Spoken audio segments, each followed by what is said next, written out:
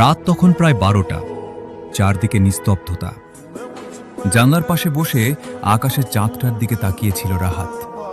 হাতে একটা পুরনো ছবি। ছবিটাতে যে মেয়েটা হাসছে সে আর কেউ নয়, তার জীবনের সবচেয়ে প্রিয় মানুষ মায়া। একসময় প্রতিদিন কথা হতো তাদের, ঘন্টার পর ঘন্টা গল্প, হাজারো স্বপ্ন, একসঙ্গে একটা সুন্দর ভবিষ্যতের পরিকল্পনা।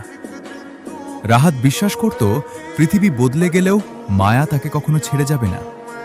কিন্তু জীবন তো সবসময় গল্পের মতো হয় না। একদিন হঠাৎ মায়ার বাড়ি থেকে তার বিয়ে ঠিক করে দেয়। মায়া অনেক চেষ্টা করেছিল, কিন্তু পরিবারের সিদ্ধান্তের সামনে হার মেনে যায়। শেষবার ফোনে শুধু বলেছিল, ক্ষমা করে দিও, আমি তোমাকে খুব ভালোবাসি, কিন্তু তোমার হতে পারলাম না। সেদিনের পর থেকে রাহাত আর আগের মতো হাসেনি। প্রতিদিন রাতে সে তাদের পুরনো চ্যাট পড়ে, পুরনো ছবিগুলো দেখে। যে গানটা একসঙ্গে শুনত, আজও সেই গান বাজলে তার চোখ ভিজে যায়। মানুষ ভাবে সময় সব কষ্ট ভুলিয়ে দেয়, কিন্তু কিছু মানুষকে সময় ভুলিয়ে দেয় না, শুধু তাদের সঙ্গে বাঁচতে শিখিয়ে দেয়।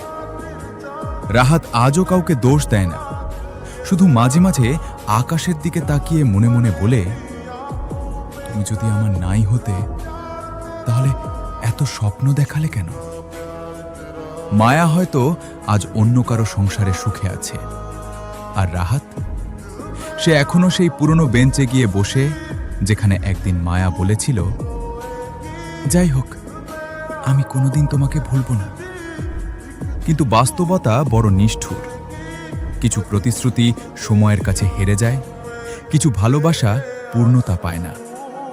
রাহাত বুঝে গেছে, জীবনে সব ভালোবাসা কাছে পাওয়ার জন্য হয় না।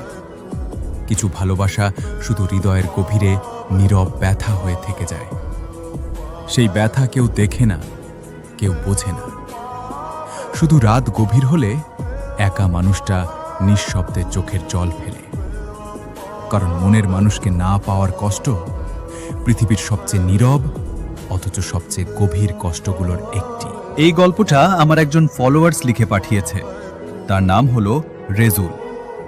ভাইটা তার মনের অনুভূতি প্রকাশ করেছে খুব সুন্দর করে। কথাগুলো মন ছুঁয়ে গেছে।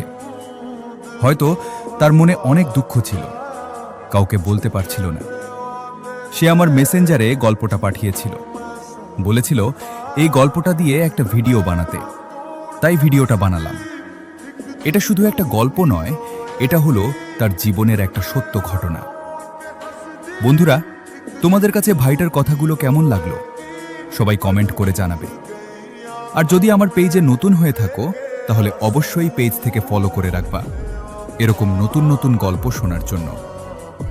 আর তোমাদের যদি জীবনের কোনো গল্প থাকে তাহলে অবশ্যই আমাকে মেসেঞ্জারে গল্পটা তোমরা শেয়ার করতে পারো। ভালো গল্পটা কমেন্ট বক্সেও লিখে পাঠাতে পারো। আমি তোমাদের গল্পটা নিয়ে সুন্দর করে ভিডিও বানাবো।